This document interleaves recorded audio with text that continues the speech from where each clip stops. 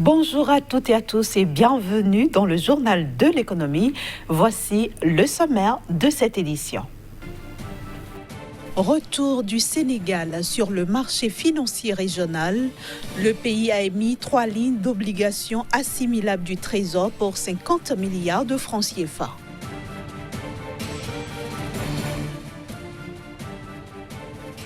Net recul du PIB de l'Afrique du Sud au premier trimestre 2019, il s'est contracté de 3,2%.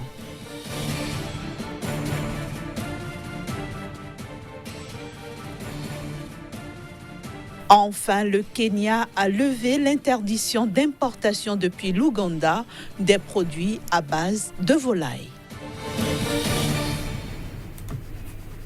Après près de 2 ans d'absence du marché régional des titres publics émis par adjudication, le Sénégal a signé hier son grand retour, ceci à travers une émission simultanée de 3 lignes d'obligations assimilables du Trésor pour un montant global de 50 milliards de francs CFA sur des maturités respectives de 3, 5 et 7 ans.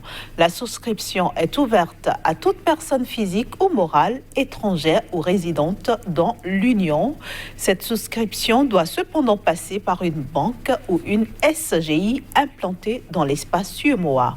Le retour du Sénégal, qui est un émetteur de référence pour le marché régional des titres publics émis par adjudication, a été rendu possible grâce au rôle actif de l'agence UEMOA Titres qui, depuis sa création en 2013, œuvre à l'instauration d'un marché intégré au service du développement de la zone UEMOA. À ce jour, elle a aidé les États de l'Union à mobiliser plus de 12 500 milliards de francs CFA sur le dit marché. Au premier trimestre 2019, le produit intérieur brut de l'Afrique du Sud a reculé de 3,2%. Il s'agit de la plus grave contraction que le pays enregistre depuis 10 ans. Cette contraction est au-dessus des prévisions des analystes qui, eux, tablaient sur un recul de seulement 1,6%. Le produit intérieur brut de l'Afrique du Sud a fait un grand bond en arrière au cours du premier trimestre de 2019. Il a reculé de 3,2%, enregistrant ainsi sa plus grave contraction depuis 10 années. Ce chiffre annoncé par l'Agence nationale des statistiques est bien au-dessus des prévisions des analystes qui tablaient sur un recul de 1,6%. Selon certains analystes, il s'agit de la plus forte contraction enregistrée en Afrique du Sud depuis la crise financière de 2008. Elle reflèterait, selon eux, la situation désastreuse du pays et s'explique essentiellement par les mauvaises performances des secteurs de l'agriculture, de l'industrie manufacturière et des mines qui ont vu leur activité chuter de respectivement 13%, 8,8% et 10,8%. S'agissant des exportations, elles ont chuté de 26,4% durant le premier trimestre 2019, tandis que les importations ont reculé de 4,8%. Cette situation intervient dans un contexte où le président Cyril Ramaphosa a promis de restaurer l'espoir dans un pays accablé par le chômage et les inégalités. Cyril Ramaphosa s'est aussi engagé à relancer l'économie sud-africaine en attirant quelques 100 milliards de dollars d'investissements étrangers et en combattant la corruption. Depuis quelques années, l'économie sud-africaine est en berne, après avoir enregistré des taux de croissance de l'ordre de 5% entre 2004 et 2007, notamment en raison de la chute des cours des matières premières, de la propagation de la corruption et de la multiplication des mouvements sociaux dans des secteurs stratégiques comme les mines et l'industrie. La croissance du PIB du pays n'a pas dépassé 2% depuis 2013. Le Kenya a levé la suspension des importations depuis l'Ouganda des produits à base de volaille. En vigueur depuis janvier 2017, cette mesure avait été instaurée en raison du déclenchement d'une grippe aviaire. Sa suspension intervient suite à des négociations bilatérales entre les dirigeants du Kenya et de l'Ouganda. lesquelles négociations ont permis au Kenya de s'assurer des dispositions sanitaires prises par les autorités ougandaises pour lutter contre l'influenza aviaire. Et puis les deux parties ont en outre convenu que les exportations kenyanes de viande de bœuf vers l'Ouganda pourront aussi reprendre, une première depuis 1997. Apprendre l'économie en s'amusant, c'est le défi que relèvent les jeux d'éducation financière. Quoi qu'on soit adolescent, étudiant ou même jeune entrepreneur, on y trouve son compte. L'objectif ici est de se familiariser avec les notions économiques de base et de préparer le joueur aux décisions de sa future vie d'entrepreneur. Comme dans la vraie vie d'adulte, ces collégiens apprennent à gérer leur budget par un jeu. Alors pour vous, je vais vous donner la prime d'activité de 100 €. Alors la prime d'activité, vous expliquez au fur et à mesure. Dilemme, développé par une association de lutte contre le surendettement, les met à chaque tour face à un choix, économiser ou bien se faire plaisir. Sans oublier les obligations qui incombent à chaque chef de famille, payer son loyer, sa mutuelle et d'éventuels cours d'anglais. On n'apprend pas forcément dans le milieu scolaire l'éducation budgétaire. Et puis on voulait aussi démystifier le conseiller bancaire voleur, comme certains nous disent, au profit du conseiller bancaire, disons, partenaire. Combien rapporte un livret A? Que faire si j'ai cassé les lunettes d'un ami? Travailler ou non quelques heures supplémentaires? Dilemme, ça donne à réfléchir. Même en ayant un salaire plutôt moyen, on peut quand même réussir à s'en sortir, il faut juste apprendre à gérer son budget. Ils ont 10 ans de plus et se posent des questions du même ordre. Ces élèves ingénieurs pourraient un jour devenir chefs d'entreprise. La Banque de France a développé justement pour ce public Aventure Entrepreneur. Un client grand compte, ça peut rapporter beaucoup d'argent, mais vigilance. Ça vous rapporte pas de la trésorerie immédiatement. Ils ont 4 trimestres pour faire leurs preuves et gérer les aléas positifs comme négatifs de l'entrepreneuriat. On a quand même des interactions entre chacune des entreprises, donc on voit que c'est pas notre entreprise, on l'a créée dans notre petite bulle. On voit qu'on doit interagir avec le monde environnant et le contexte économique. Il existe au moins 2 autres jeux de plateau sur le marché, des simulations qui aideront peut-être les Français, réputés piètres financiers, à y voir un peu plus clair. Ainsi se referme la première partie de ce journal de l'économie. On se retrouve juste après une petite pause pour la suite.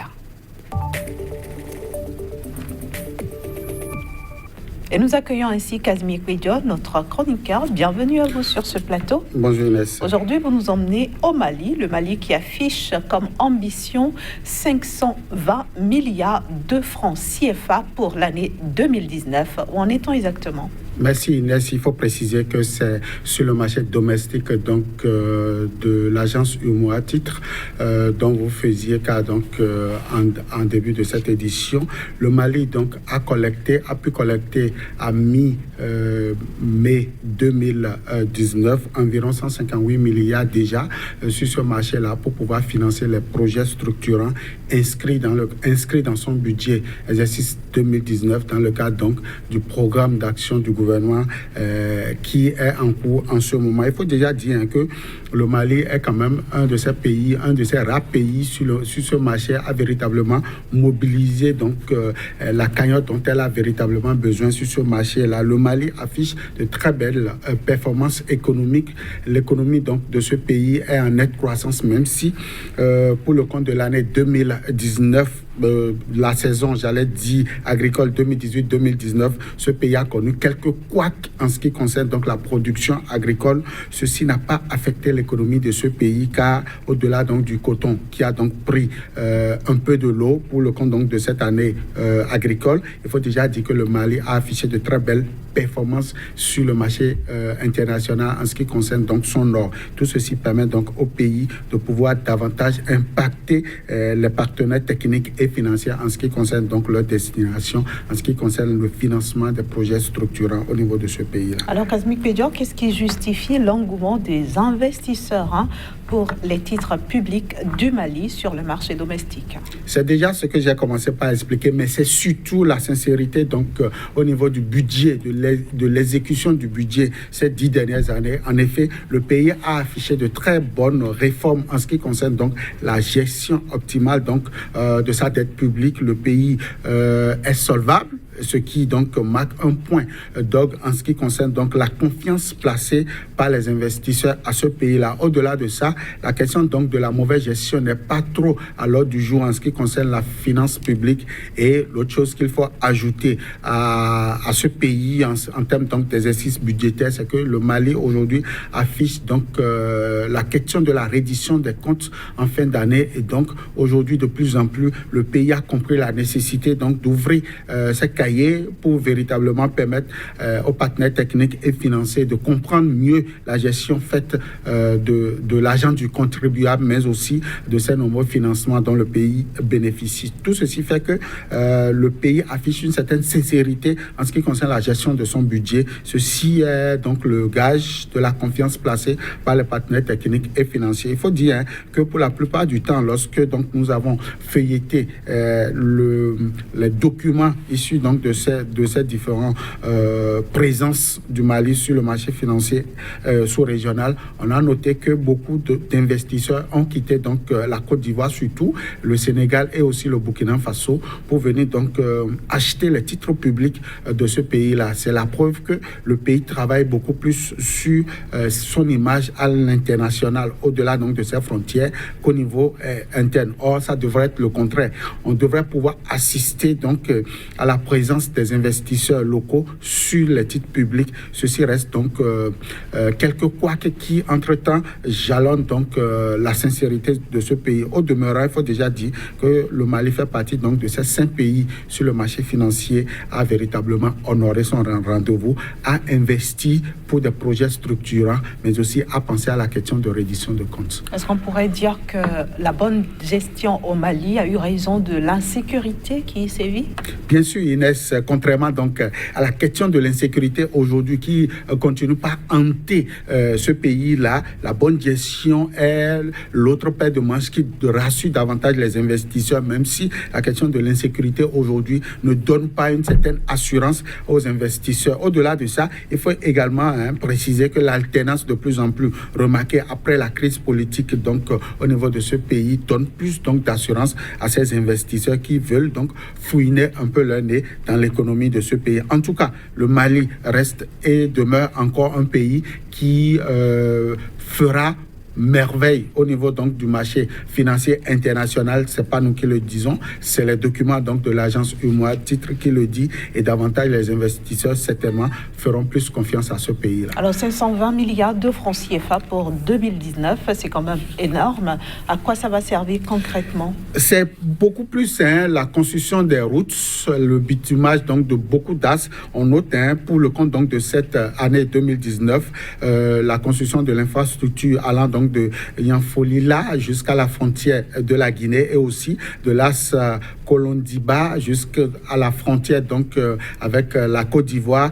Des axes prioritaires en ce qui concerne donc l'écoulement des produits locaux, en ce qui concerne donc les exportations vers donc les pays de la CEDEAO, mais aussi de l'UEMOA. Tout ceci reste encore donc des objectifs que nous allons suivre d'ici à là pour voir véritablement si la bonne gestion pourra donc prendre par là pour que le Mali puisse donc recouvrer davantage la confiance donc de ses partenaires sur le marché financier. Merci à vous Kazmi Pedjo, merci, passez un agréable week-end et retrouvez-nous lundi. Toujours avec le même plaisir. À vous aussi, chers amis téléspectateurs, je souhaite un excellent week-end, bien sûr en compagnie des programmes de SICA, et retrouvez donc toute l'équipe du Journal de l'économie dès lundi à la même heure.